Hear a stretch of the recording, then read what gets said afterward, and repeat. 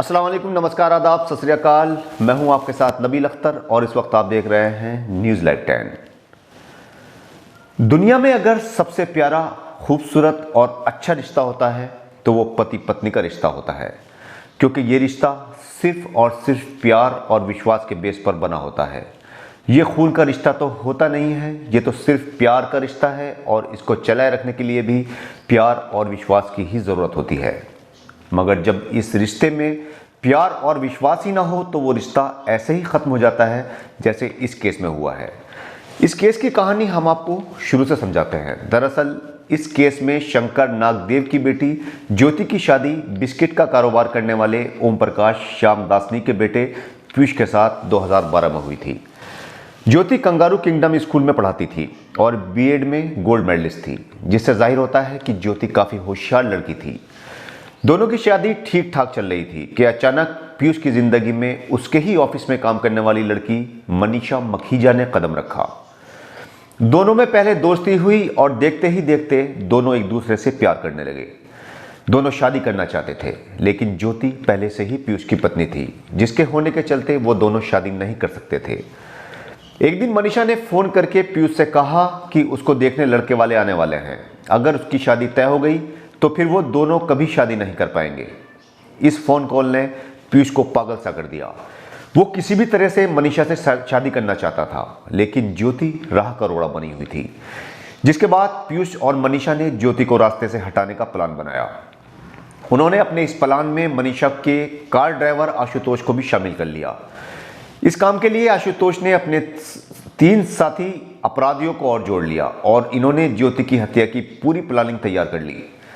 27 जुलाई 2014 को पीयूष ने ज्योति से कहा कि आज घर से बाहर चलकर डिनर करते हैं।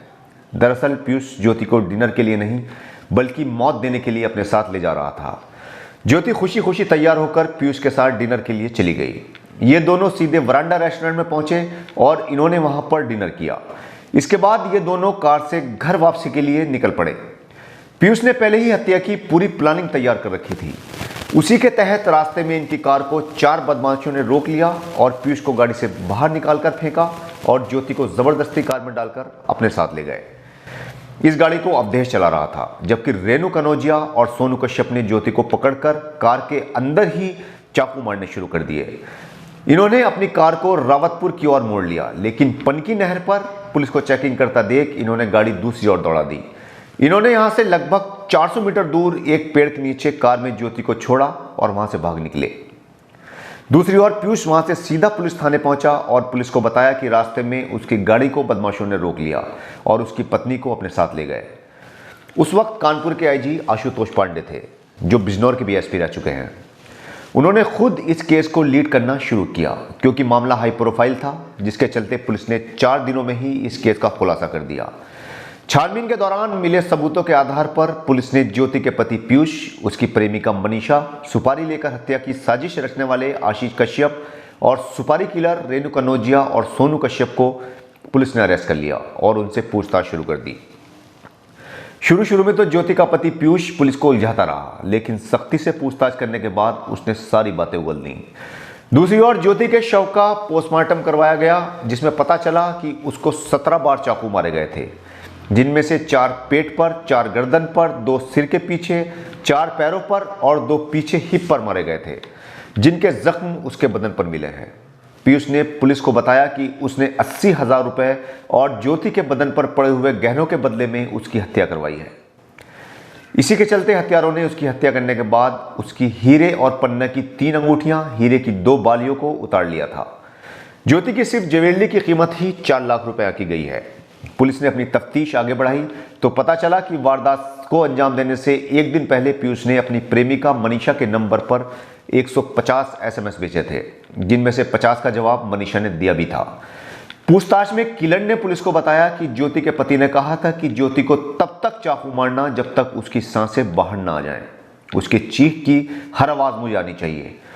पुलिस ने अपनी शुरुआती जांच के दौरान होटल के सीसीटीवी चेक किए तो पाया कि रेस्टोरेंट में पीयूष ने दूसरी टी शर्ट पहन रखी थी और जब वो थाने पहुंचा तो उसकी टी शर्ट दूसरी थी। पुलिस को शुरू में तो पीयूष की बातें सही लग रही थी, लेकिन टी शर्ट बदलने की वजह पुलिस की आंखों में खटकने लगी। पत्नी के अपहरण के बाद ऐसी क्या जरूरत पड़ गई थी कि पीयूष सीधा थाने न जाकर पहले घर गया और कपड़े बदलकर फिर पत्नी के किडनैप की रिपोर्ट दर्ज करवाने थाने पहुंचा। 8 साल पुराने इस हत्याकांड में कोर्ट ने सभी 6 लोगों को दोषी करार दिया है। इस केस में 20 जनवरी 2015 को कोर्ट में मुकदमा दर्ज किया गया था। 7 साल तक इस केस पर कोर्ट में बहस होती रही, जिसमें 560 तारीखें लगी। इसमें 45 लोगों की गवाही भी कराई गई। लंबी प्रक्रिया से गुजरने के बाद आखिरकार कोर्ट ने सभी 6 आरोपियों को सजा सुना दी। इस केस की सुनवाई 13 अलग अलग अदालतों में की गई।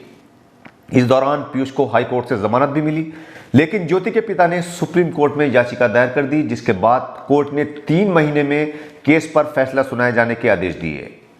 इस दौरान ज्योति के पिता को 3 बार सुप्रीम कोर्ट जाना पड़ा और 20 बार हाई कोर्ट का दरवाजा खटखटाया। इसी दौरान पुलिस ने पीयूष को फर्जी सिम देने वाले को भी अरेस्ट कर लिया। पुलिस का कहना था कि पीयूष ने ज्योति को मारने के लिए प्लानिंग तो सॉलिड तैयार की थी, लेकिन उसने कई छोटी छोटी गलतियां कर दी, जिससे वो पकड़ा गया।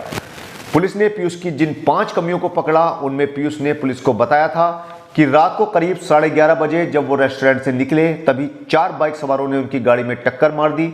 वो सभी टोपियां लगाए हुए थे। उन्होंने उसके साथ मारपीट की और ज्योति को कार सहित ले गए। पुलिस ने जब गाड़ी की जांच की तो गाड़ी पर पुलिस को कोई डेंट नहीं मिला। पीयूष ने पुलिस को बताया था कि जब उसने ज्योति को ले जाने का विरोध किया तो उसके साथ मारपीट की गई थी, जबकि मेडिकल में उसके शरीर पर कोई चोट का निशान नहीं मिला। पुलिस ने जांच के दौरान पाया कि पीयूष का फोन उसी के पास था, लेकिन इसके बावजूद भी उसने अपहरण के बाद पुलिस को फोन क्यों नहीं किया। पुलिस ने कॉल डिटेल निकलवाई तो पाया कि वारदात के 1 घंटे के बाद उसने पुलिस को अपने घर से सूचना दी। उसने ये गलती अपने कपड़े बदल कर की। पुलिस ने रेस्टोरेंट की सीसीटीवी में अलग कपड़े और बाद के अलग कपड़ों के आधार पर भी पीयूष पर शक की सुई घुमा ली थी। पुलिस को जांच के दौरान ही वो सीसीटीवी भी मिला, जिसमें आरोपी रेणु कनौजिया और आशीष 21 जुलाई 2014 को मॉल से चाकू खरीद रहे हैं। पुलिस ने कोर्ट में इसे भी पेश किया। कोर्ट में 2700 पेज की केस डायरी पेश की गई, जिसके बाद कोर्ट ने 6 हत्यारों को उम्र कैद की सजा सुनाई है। तो ये थी कानपुर की रहने वाली ज्योति की कहानी, जो अपने पति के हाथों ही हत्यारों का निशाना बनवा दी गई। आप भी सतर्क रहिए, अपने आसपास होने वाली हर गतिविधि पर नजर रखिए और किसी भी तरह का कोई भी शक होने या अपराध होने की आशंका पर पुलिस को खबर कीजिए, ताकि अपराधों पर काबू किया जा सके। जल्दी ही आपसे फिर मुलाकात होगी। तब तक अपना और अपने परिवार का ख्याल रखिए। जय हिंद।